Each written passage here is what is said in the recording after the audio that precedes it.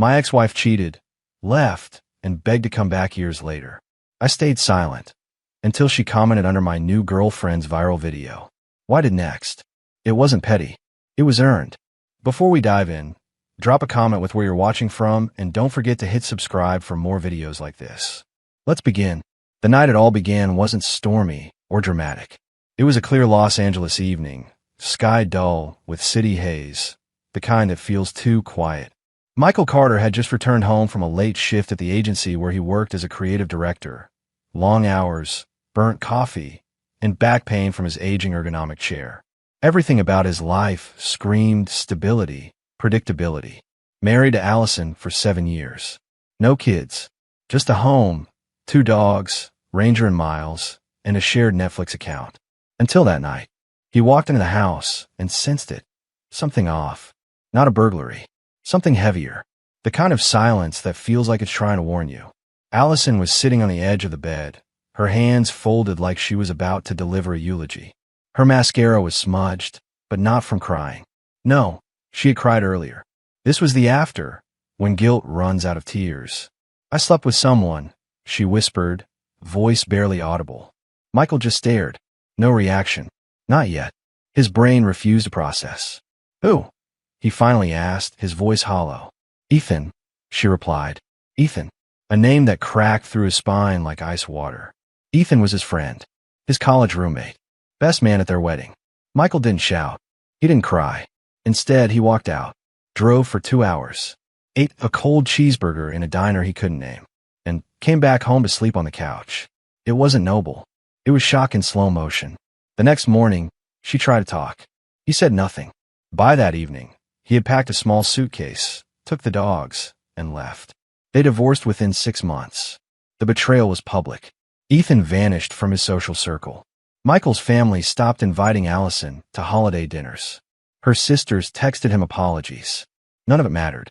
He was a ghost with a credit score, moving through life on autopilot. But the silence didn't last. It was replaced by whispers, rumors. Turns out, Ethan wasn't the only one.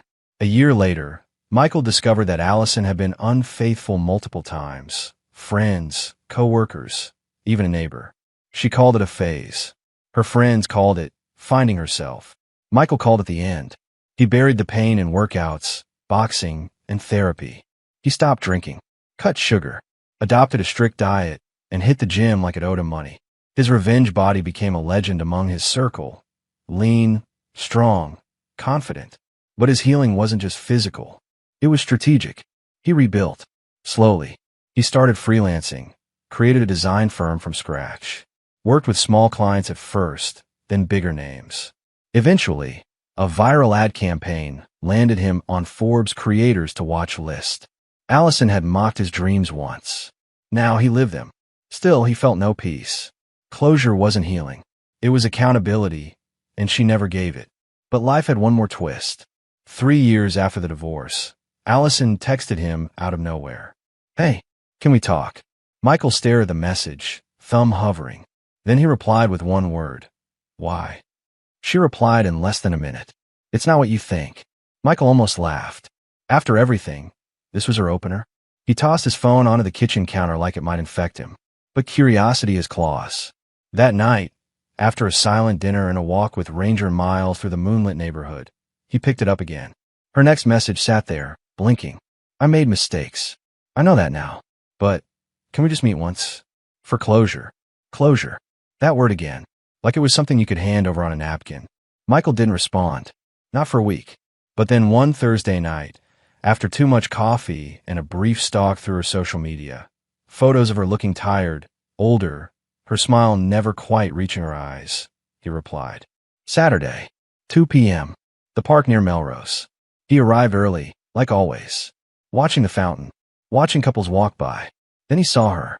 Allison walked slowly. Same eyes, but everything else looked dimmed. Time had eroded her glow, but not in a cruel way. Just honest. She wore a long beige coat, hair pulled back, her expression rehearsed and fragile. Hi, Mike, she said. He nodded. You wanted closure. So talk. She blinked. I don't know where to start. Try the truth, he said flatly. She winced. Then she told him about Ethan, how he had left her. that he had been cheating on her for over a year with a much younger woman. She's 24, she said with a bitter laugh. She calls him daddy. Literally. Michael didn't flinch. She went on about the loneliness. How her friends drifted away. How even her own family had stopped defending her. How no one stayed after the parties ended. I thought you'd hate me forever, she said. But I kept seeing your name. Everywhere. Your company. The ads. The awards. You look good, Mike. You always had that quiet charm. But now, he looked away. You didn't come here to compliment me. Get to the point. She nodded, tears brimming. I was wrong. About everything. I sabotaged what we had because I didn't believe I deserved it. You were stable. Safe. But I was addicted to chaos. I wanted excitement, attention. I mistook that for love. Michael's jaw clenched. So you lit a marriage on fire because you wanted to feel something? I wanted to feel wanted, she whispered. There it was. The honesty. The ugly core. She reached in her purse and pulled out a worn envelope. Inside, photos. Old ones. Them on the beach. At the lake. Laughing in New Orleans. I still look at these, she said. I dream about us sometimes. The real us. Before I ruined it. He studied the photos, then handed them back. You didn't just ruin it. You destroyed it. You chose lies. Repeatedly. And now you want closure. I want redemption, she said quietly. I want to be seen again by you. Michael shook his head. You don't get to ask for that. Not after what you did. She leaned in, desperate. I know I'm too late. I know that. But I'd give anything to undo it. Anything. There was a silence between them so thick it smothered the breeze. Then Michael smiled. But it wasn't kind. It was calculated. Anything. She froze. Yes. I'd. He stood. Good. Because I'm going to give you what you gave me. Something unforgettable. Her eyes widened. What do you mean? Michael put on his sunglasses. Wait and see. He walked away. Left her sitting there, clutching old memories. And that was the moment his real revenge began. Not the petty kind, but the kind that leaves scars. Michael's footsteps echoed as he left the park. Calm, steady, surgical. But inside, his heart beat like war drums. For years, he'd carried the betrayal like a stone lodged deep in his chest. Now, it wasn't enough to heal. He needed her to understand the weight of what she did. Not through words or apologies, but through a reality she couldn't escape. And he already knew exactly where to begin. That night, Michael opened the old Dropbox folder labeled Us. Not for nostalgia. For intel. Photos, texts, her patterns, her triggers. He scanned through screenshots he'd saved, messages she once sent him, gaslighting him, denying what he later found out was true. He read them all with clinical detachment. Then, he opened a new file on his desktop. Title: The Restoration Project.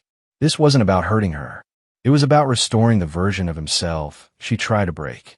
And if he could shake her in the process, then so be it.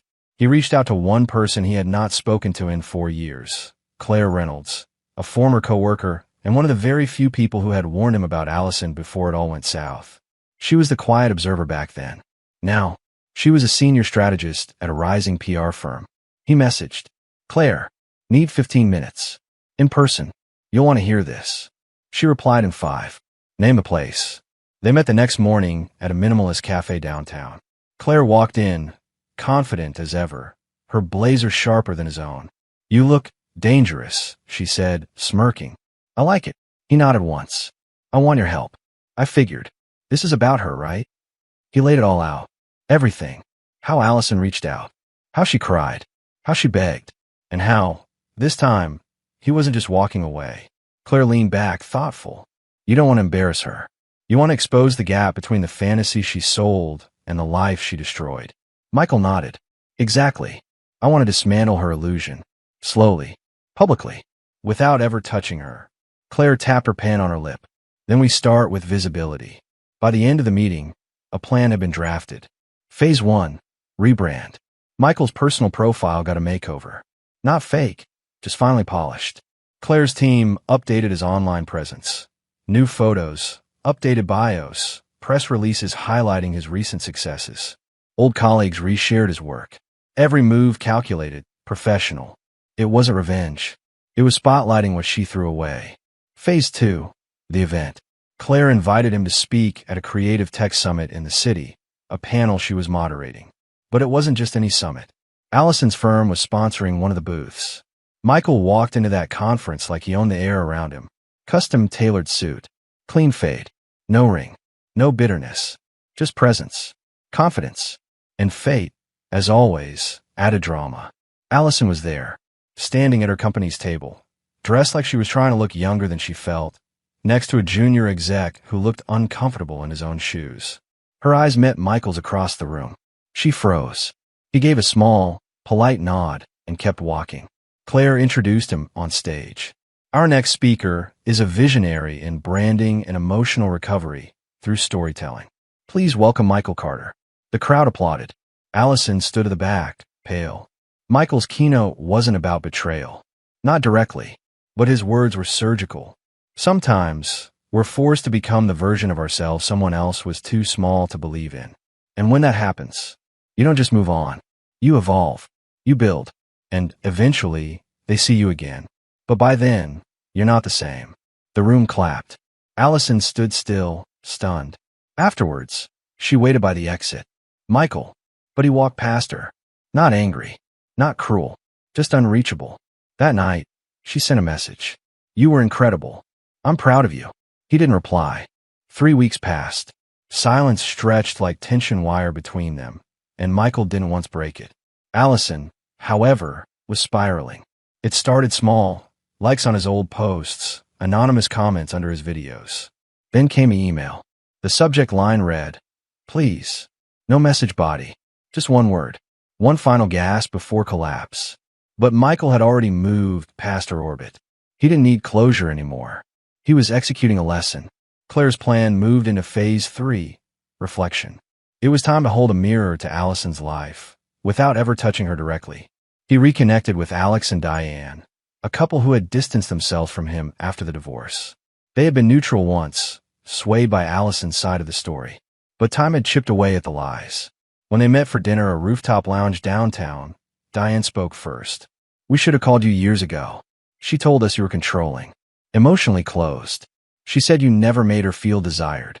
Michael smiled gently. "She told me I was too emotional. That I smothered her." Funny how both can be true when they're both lies. Alex leaned in. "We didn't know. About Ethan.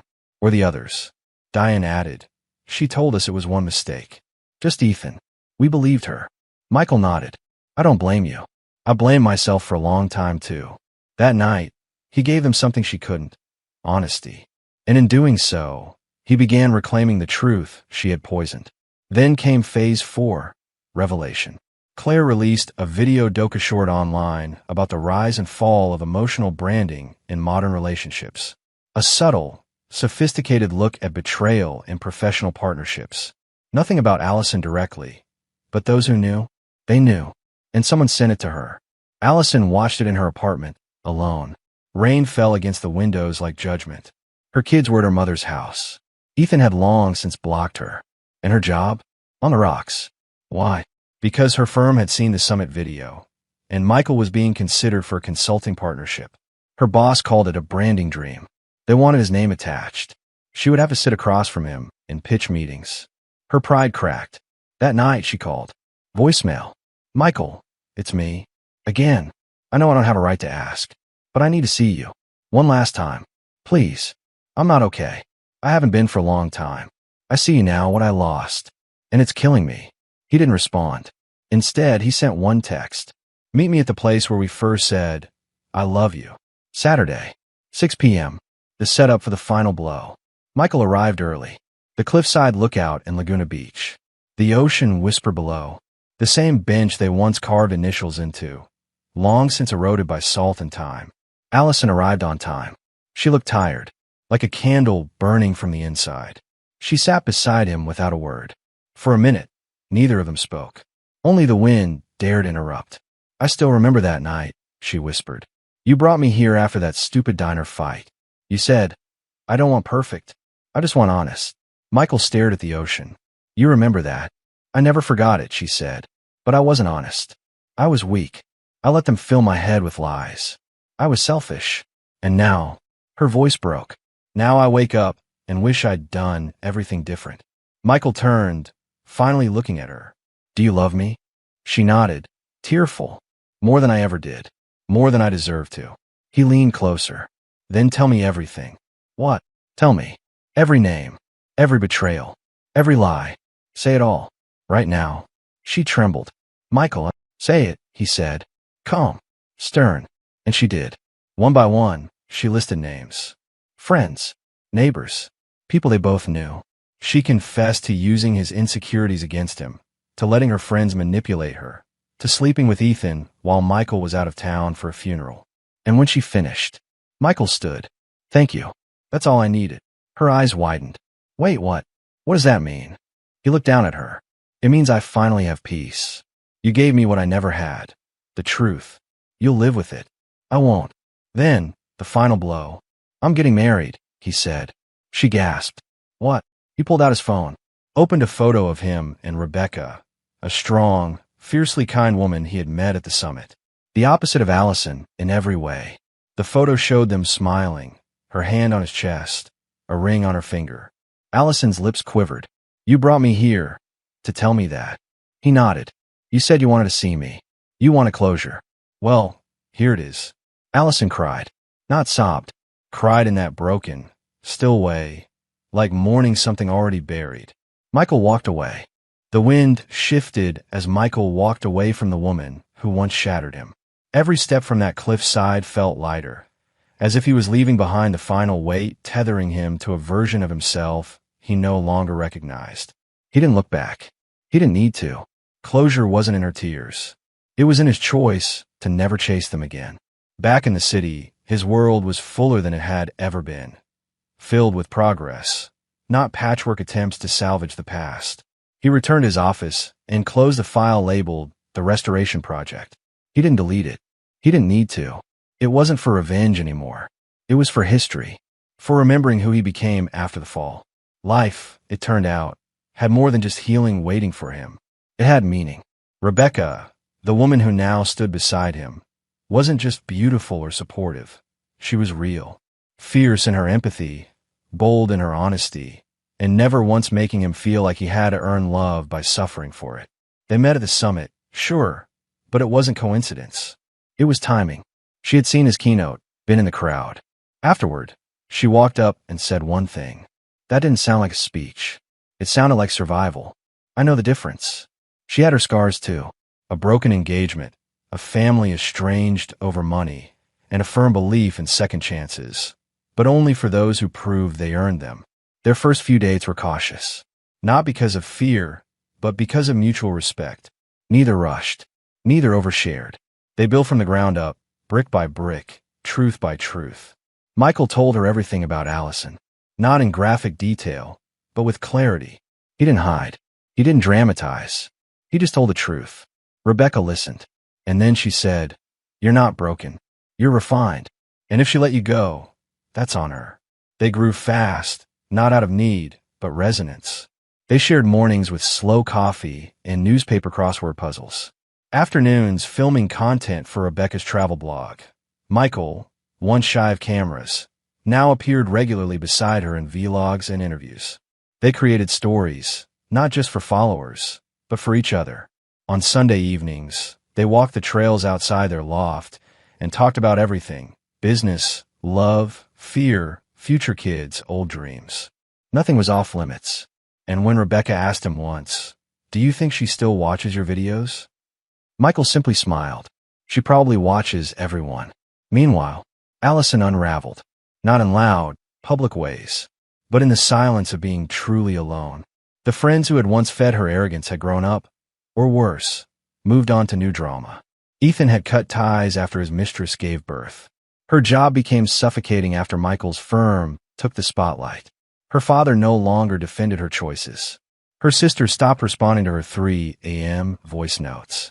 And every time she opened Instagram, there he was, Michael, laughing on beaches, building a brand with Rebecca, cooking in his kitchen, dancing clumsily in the background while Rebecca narrated recipes. The comments were brutal. OMG, you two are perfect. This gives me hope. He looks so happy. And the worst of all, I want a man like that. She started sending messages again. Vague, poetic nonsense. Some birds never find home until the wind changes. That kind of thing. Michael never responded. He didn't even open them. But he knew when they came, because she always sent them after midnight. Every single time. Then came the final straw. Her best friend, the same one who once said, "You deserve better," and matched her with Ethan, messaged Michael. Again. But this time not with hate. With shame. "I was wrong. About everything. I told her to leave you. I said you weren't ambitious enough. But I see you now. You're a man we all underestimated. I don't expect forgiveness. But I had to say it." Michael didn't reply to her either. But he smiled. And then came the proposal. On a cliff just miles from where he once ended things with Allison, Michael stood with Rebecca, holding her hands under a setting sun. He didn't prepare a speech. He didn't kneel. He just said, "You're the calm after every storm. The peace I never thought I'd earn. Will you be my future?" Tears in her eyes, she nodded. Yes. Yes. 1,000 times yes. That moment went viral. Not because they posted it, but because a stranger nearby filmed it and tagged Rebecca unknowingly. The video spread like wildfire. Suddenly, they were more than a couple. They were a symbol of what happens when you choose peace over pain, growth over guilt, grace over revenge. Allison saw it. Of course she did. She even tried to comment. "Cherish him. He's rare." Rebecca blocked her. Months later, Michael and Rebecca got married in a quiet vineyard ceremony. 80 guests, candlelight, acoustic music, laughter echoing through the vines. No one from his past was invited. No traces of Allison. No family members who ever doubted his worth. Just people who saw him. After the reception, he stood outside the venue alone for a moment, sipping wine, looking at the stars. Claire approached from behind. "So, you finally won." He shook his head. "I didn't win. I escaped. That's better." She clinked glasses with him, to never needing closure again. They drank to it. 1 year later, Michael's company merged with a major tech firm. Rebecca's brand became one of the fastest growing travel media platforms on the West Coast. They adopted a dog together, a rescue named Leo. The guinea pigs thrived too. And Allison? She quietly sold her condo and moved back to her parents' town. No more posts. No more messages. She faded into the kind of obscurity that doesn't come from failure, but from consequence. Michael never wished her harm, but he never once missed her either. Because sometimes, the best revenge is never looking back.